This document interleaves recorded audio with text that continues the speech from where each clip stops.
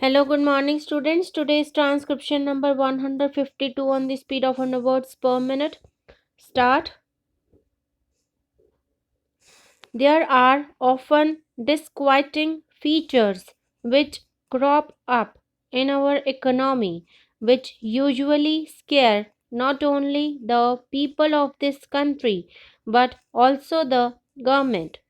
Of late, prices have been rising, and this has led to all kinds of scares.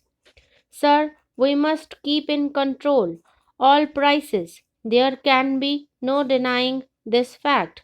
But you will remember that when the plan was introduced, the plan itself and the finance minister at that time envisaged that during the eighth plan period there would be an inflation of the order of 25 to 40%, and that this rise in prices was inevitable.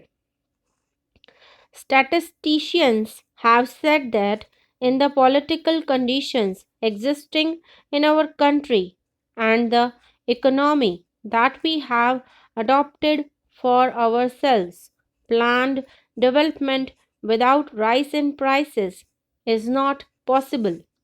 But during the course of these 5 years, the rise in prices will not be even. There will be points when the prices will go up very much. But what we should aim at is that, on an average, prices are kept steady. Therefore, what is needed is that both investment and inflation should be phased.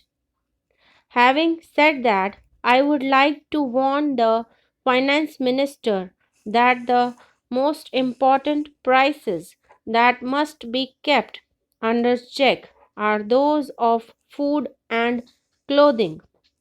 My honorable friend has also stated this, and he has said further that rent and fuel prices also should be kept under proper control.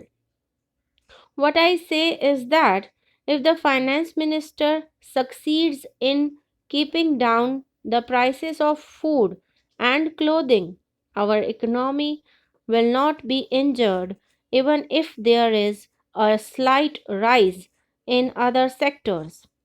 In this connection, I very much welcome the agreements that have been entered into by us with various countries for the import of food, and it is very important that we must build up our food reserves, and the mistakes of the past should not be repeated in this direction.